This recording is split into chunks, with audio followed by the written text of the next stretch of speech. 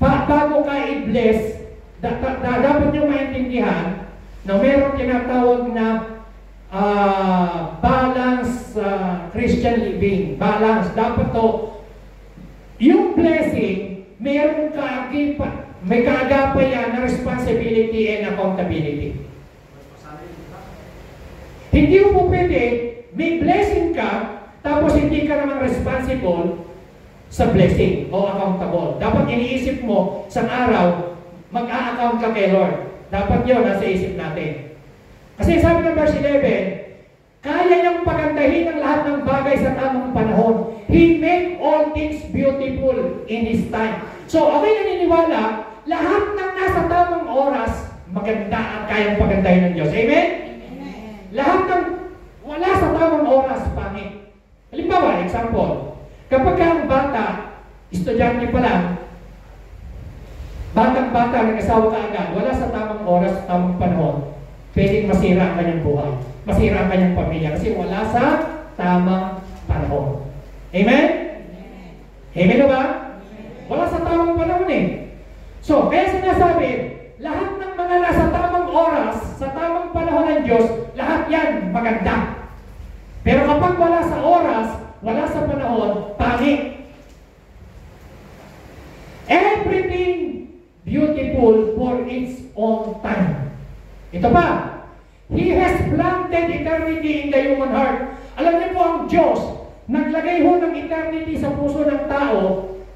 Ano po yung eternity na yon? People cannot see the whole scope of God's work from beginning to end. So ang tao po, naghahanap tayo talaga ng future. Ang tao kaya ho, merong kulang at kulang sa puso ng tao hanggat hindi niya natutuklasan yung hinahanap niya. At yung hinahanap na yun, kahit may pera ka, kahit sikat ka, kahit may power ka, kahit tanyag ka, kahit kinikilala ka, kapag hindi mo natuklasan yung eternity na inilagay ng Diyos sa puso mo, na ang Diyos lang pala makakabigay noon, na hindi mo makukuha sa material na bagay, hindi ka rin sasaya. Amen ba? God, sabi doon, He has planted eternity in the human heart. Kaya kung ang tao, mayroong hinahanap yan eh. Alam niyo, si Lord lang yung hinahanap niya rin. Si Lord lang yung makakasapat sa iyo. Amen ba? Hindi mo totoo, sabi ng iba, magkaroon lang ako ng ganito, siguro, magkaroon lang ako ng pera, masaya na ako, hindi po totoo yun. Sabi ng verse 10, ulitin natin, sabi-sabi natin basahin verse 10.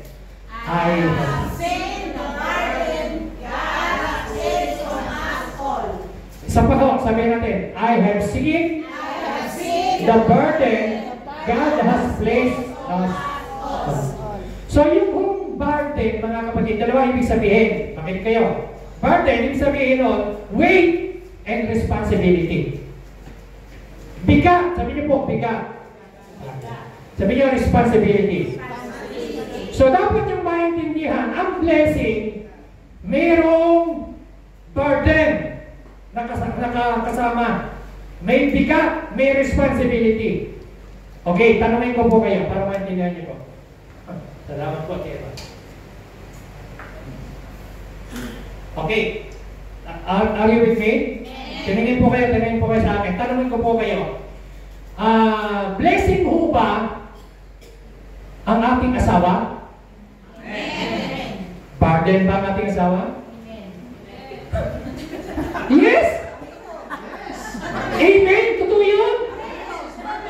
Blessing siya, pero burden din siya? Amen? Bakit? Tingnan nyo. Aba, siya yung nagpapasaya sa iyo, pero burden din kasi ikaw na asawa, kailangan magluluto mo siya, kailangan pagseserbihan mo siya, kailangan asikasuhan mo siya. May burden ka rin, right? O, parang ganito.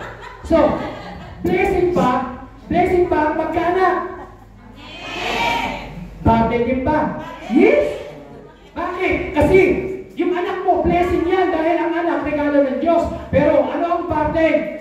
Meron kang responsibility. Palalakihin mo yan. Aalagaan mo yan, pag-aaralin mo yan, so isa-isin mo sa school, para makatapos. Kailangan, meron ka ay ngayon ho, napakamahal ng pampers, napakamahal ng gatas. Yung mga isinasaksak na mga, kung ano-anong mga, lalo na sa Pilipinas, isang saksak pa lang yung mga bakuna, 4,000, 5,000, buti nga rito sa Europe, may mga libreng ganyan eh. Pero sa Pilipinas kayo mag-anak, isang anak lang, napakamahal. Yung mga cesarean ka nga lang, cesarean pati pulsa mo. Yes! So, blessing ba ang magkaanak? Amen? Responsibility ba ang kasama lang? Yes! Sa magulang. Okay, tanong. Blessing ba ang may church? Blessing ba ang may church na malaki? Yes! Pero may burden. Anong burden? May maintenance. Amen? Mas malaki ang yung inaarkila. Normal, malaki bayad. Amen? Naintindihan nyo ba? So kaya yung iba gusto lang ng blessing, pero ayaw ng responsibility and accountability. Amen. So, alam niyo sa totohanan, blessing ba ang meron tayong media ministry? Amen? Burden ba yan? Yes, sa kanila. Imagine, wala pang araw. Nandito na sila. At umalis na tayo, nandyan pa rin sila.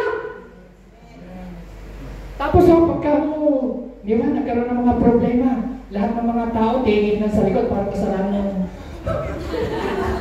Sabi naman nasa media, kasalanan ko ba kung walang pila? Walang baterya? Kasalanan ko ba? Kasalanan ko ba kung nagluloko ang mic? Kasalanan ko ba kung nagluloko ang mga sound system? Oo, kasalanan ng miyembro kasi hindi pa tayo magbigay para makabili tayo ng magandang sound system. Amen! Amen! Amen ba? So, blessing ba may magandang church? Hindi ba tanong kayo? Blessing ba yung magandang church? Blessing ba? Kapag yung pumunta ka sa church, yung talagang feel na feel mo yung aircon, malamig kahit na mapakainit sa labas, para kang pumasok sa heaven. Blessing ba yun? Pero ano katupos nun? May burden. May responsibility. Blessing pa na magkaroon tayo ng magandang drums. Amen? Pero anong responsibility? Kailangan matuto tayo maglinis. Hindi ka i-bless ng Lord ng magandang drum na yung drum mo ay hindi mo nililinis. Blessing pa na magkaroon ka ng kotse maganda. Anong responsibility? Ang kotse, ang alam ko, ginagasolinaan yan. Ang kotse sinusiguro. Ang kotse pinapa-ITV. Ang kotse may maintenance. Ang kotse mayroong binabayaran sa road tax. Blessing ba yun? Pero may kaakibat na responsibility and accountability. Amen! Blessing ba na maging maganda ang posisyon mo sa iyong trabaho? Blessing ba? Sumweldo ka ng malaki. Blessing ba yun? Pero, meron kang accountability, may responsibility ka. Amen. Blessing ba na maging maganda ang ating music ministry at maging anointed? Pero may burden. Kailangan mag-practice ka. Kailangan mag-discipleship ka.